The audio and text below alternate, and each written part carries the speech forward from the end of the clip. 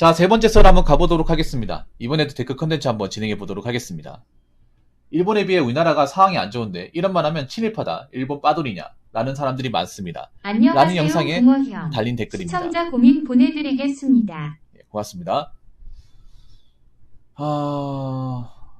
아직도 뭐 일본 얘기하면 뭐 친일파다, 뭐 아짜비다 이렇게 얘기하시는 분 있습니까?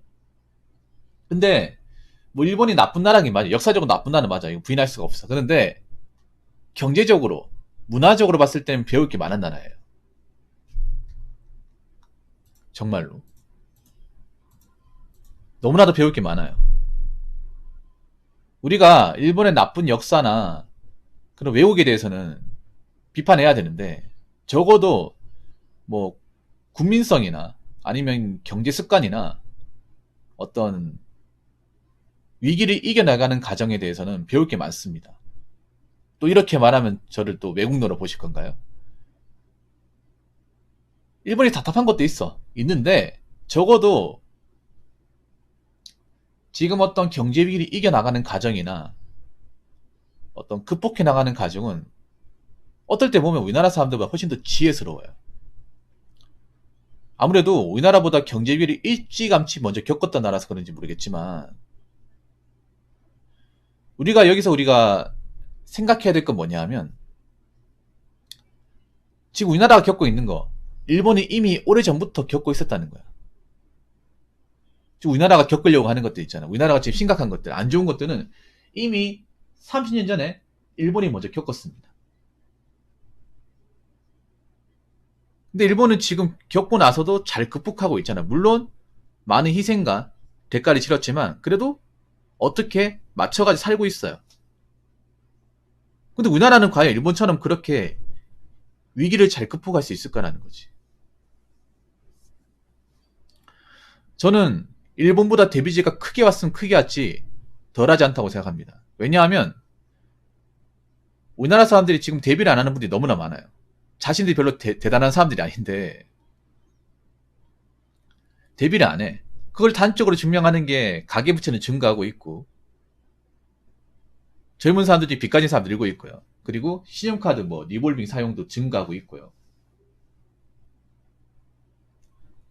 부채가 줄어들어야 되는데 되게 늘고 있습니다. 이거 자체가 객관적으로 미래 대비는 안 한다는 거죠. 경제위기가 왔을 경우에 그대로 처맞을 가능성이 크다는 거죠. 그리고 연애 결혼 문화도 마찬가지야.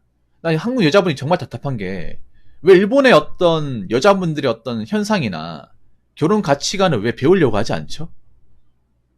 일본이 지금 한국 여자들이 겪어왔던 걸 먼저 겪었는데.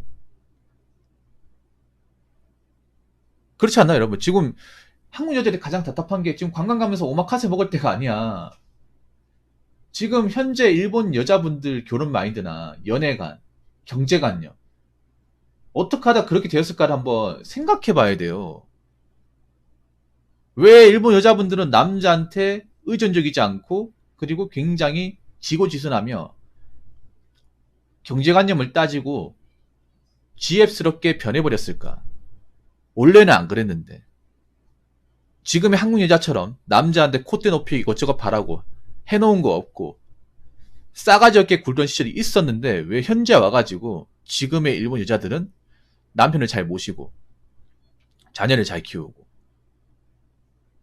그리고 집안일에 대해서 딱히 투정 부리지도 않고 잘 배려하고 그런 여자력을 갖춘 여자가 되었을까? 이거 한번 생각해 봐야 되지 않나. 근데 관심을 안 가져요. 이 관심 가져야 되거든. 이게 어떻게 보면 지금의 일본의 여자력이라는 게 앞으로 대한민국 미래예요. 근데 이게 당장 올 것 같지 않거든. 남자도 난다지만 여자분들 정말 답답해요, 이게. 제가 봤을 때 좀 어떤 느낌이냐 하면, 지금 한국에 있잖아요. 여자분들은 굳이 이걸 피부로 데미지 받으려고 하는 것 같아. 약간 어떤 느낌이냐면, 아무런 방어도 안 하고 있잖아요. 스타로 치면 방어금 하나도 안 짓고 벙커도 안 짓고 심시티도 안 하고 캐논도 안 깔고요. 그냥 히드라 200병력을 그냥 맞다 때릴 것 같아. 딱 그런 느낌이야. 예. 본진 한번 싹 밀려봐야 정신 차릴 것 같아요.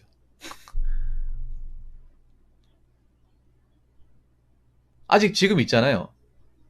세상이 어떻게 돌아가고 상황이 얼마나 안 좋은지를 아직도 모르는 분들이 많아. 약간 내가 어떤 얘기 했냐면 여자분이 스타를 하잖아요. 스타로 치면 어떤 느낌이냐면 본진 플레이예요. 본진 플레이. 10년 동안 스타를 했는데 본진 밖으로 나간 적이 없어요. 그러니까 본진 밖에 얼마나 많은 멀티가 있고 그 멀티 누가 먹었는지 상대방 발전이 얼마나 됐는지 여러분 본진 플레이만 하면 딱 본진 밖에 못 보기 때문에 밖에 어떻게 되는지 몰라요. 여러분 스타 처음 해봤을 때 그렇게 안 해봤습니까? 본진 플레이. 왜냐하면 겁나거든. 사방이 다 까매가지고 정착이라는 개념도 없어가지고 본진 밖으로 나가 왠지 쳐맞을까봐 못 나가잖아. 그래서 본진에 방어만 짓잖아요. 그래서 나중에 이제 맵 밝히면 어떻게 돼요? 다 먹었잖아. 발전은 발전대로 하고 다 먹었죠. 최종적인 유닛도 나오고 컴퓨터가 울트라 배틀 뽑고 다 먹었죠.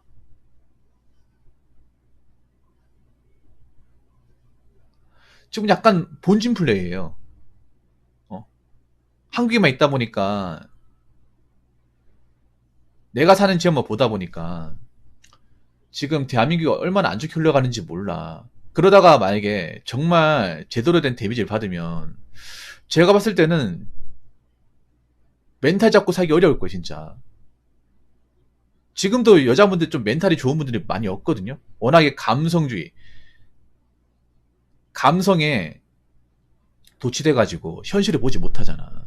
아니, 남자나 여자나 성인 되고 직장 가지면 현실적이 되는 거 아니에요? 근데 여러분들 직장생활 해보신 분도 아시겠지만 정말 현실적이고 좀 사태 파악 잘하는 여자분 찾기 어려워요. 직장생활 하는 중에도.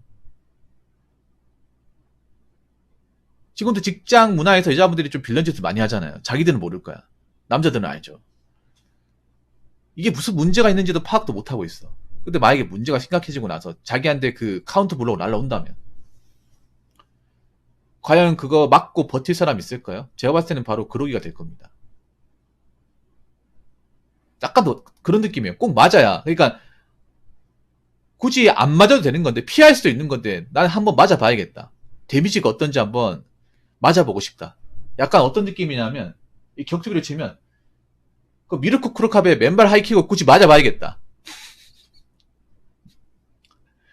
예. 에밀리아 랭커 쇼도리의 라이트 훅을 맞아봐야겠다. 우리 얼마나 아픈지 알잖아요, 여러분. 그 맞이 못 일어나. 거인들도 넉다운 됐잖아, 여러분. 프라이드 많이 봤잖아, 여러분. 그 맞이 못 일어나는지. 남자들은 안단 말이에요, 그게. 그 맞이 못 일어난다는 거. 프라이드 한창 인기 많을 때, 물론 지금 UFC가 인기 많지만, 프라이드 인기 많을 때 효도라고 크로카 얼마나 대단했습니까? 크로카 하이킥 딱 맞으면서, 약간 나무 짝대기처럼 넘어지는 거 못 봤어요? 그거 얼마나 쾌감이 넘쳤잖아. 맞잖아요. 정강석화 같은 왼발 하이킥. 그것 때문에 막 크로카 팬 엄청 많았잖아요. 꼭 왜 그걸 맞아봐야 정신 차리려고 합니까? 아니, 딱 봐도 아파 보이잖아. 그럼 피해야 될 거 아니에요.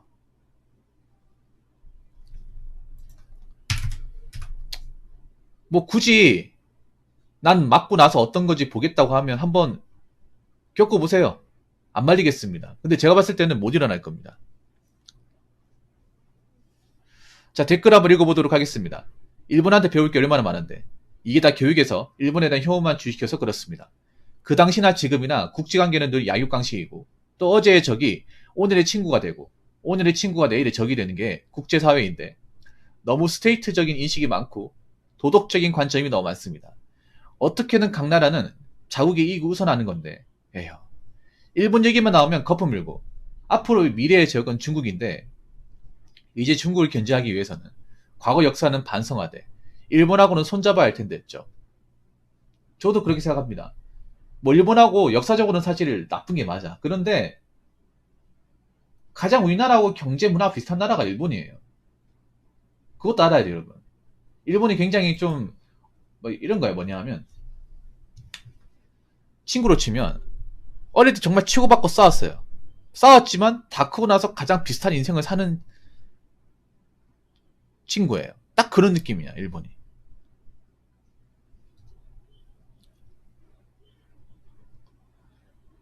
그래서 일본한테 배울 게 많아요. 정말 배울 게 많아. 꼭 나쁘게 볼 게 아니라.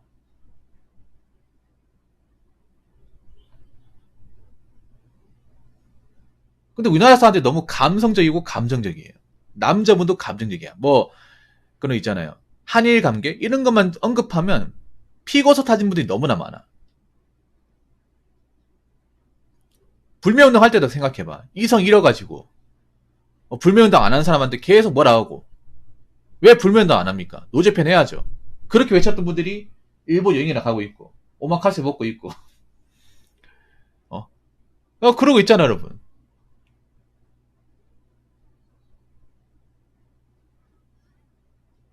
아니 불매운동 할 거면 끝까지 해야 될 거 아니야. 그때 불매운동 하신 분 어디 갔어요? 어디 갔습니까? 할 거면 제대로 해야 될 거 아니야. 하다 말고 참 진짜.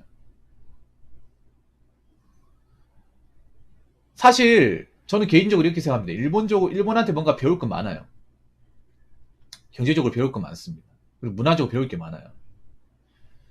일단 지금 일본이 어떻게 사는지를 보면 일본 사람들은 정말 극강의 짠돌이에요. 극강의 짠돌이 짠술입니다. 너무하다 싶을 정도로 여러분들 일본 서민의 삶 보여주는 유튜브 영상 보시면 정말 놀라는 게 뭐냐 하면 일본 그 주광역 가면 집이 굉장히 작아요. 우리나라는 지금 뭐 9평 8사라고 하잖아. 34평인데 일본 사람들 한 20평 내외의 집에 삽니다. 거기에 가족들 키우고 살아요. 그리고 집이 많지 않아요. 딱 필요한 것만 있습니다. 우리나라처럼 막 짐 이렇게 여기저기 많이 쌓아놓고 하지 않아요. 딱 필요한 것만 있습니다. 그리고 일본 가면 특이한 게 뭐냐면 일본 여자분들이 자전거 타요. 우리나라처럼 차 몰고 다니는 게 아니라 자전거 탑니다.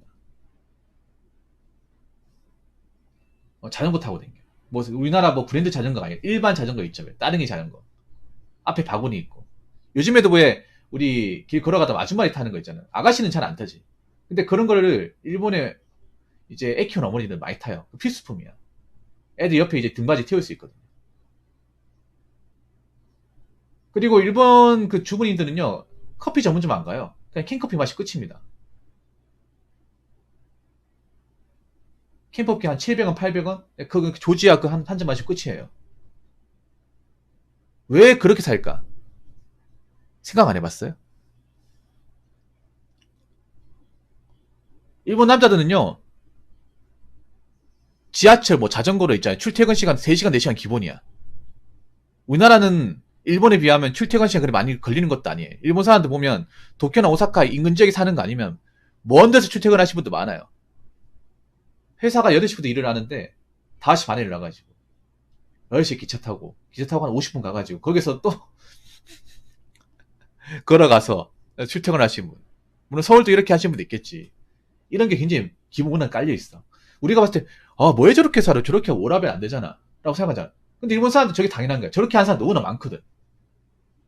돈이 없으면 저렇게 살아야지. 이런 마인드예요.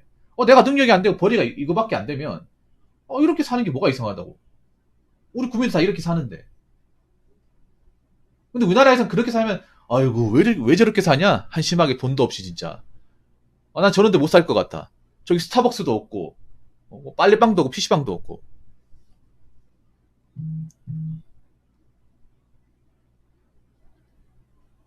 그래서 여러분 있잖아요. 우리가 지금 이성적으로 판단해야 돼. 일단 우리나라가 중요한 거, 우리나라는 지금 경제적으로 굉장히 위험해요. 위험하고, 우리가 좀 배울 수 있는 게 있으면 배우는 게 좋아요. 무조건 나쁘기만 생각할 게 아니라. 그래서 어떤 나라와의 어떤 관계에 있어서도 감정적으로 생각하는 것보다 이성적으로, 논리적으로, 그리고 경제적으로 우리가 도움이 되는 게 있으면 도움을 받는 쪽으로 가는 게 맞습니다. 그리고 좀 좋은 문화면 배워도 됩니다. 제 개인적으로 봤을 경우에 일본한테는 그래도 좋은 문화가 많아요. 여자분들 특히 내가 얘기하고 싶은 여자분들, 일본 여자분들한테 배울 게 많아요. 오마카세만 드시지 마시고요. 일본 여자들이 왜 그렇게 가정적이고 어린 나이 때문에 결혼하려고 하고 왜 원룸에 시작할까? 왜 남자한테 많은 걸 바라지 않을까를 잘 생각해 보세요. 안 그러면 두고두고 후회할 수도 있으니까. 그래서 배울 건 배워야 된다고 생각합니다. 자, 이상으로 세 번째 썰 마치도록 하겠습니다.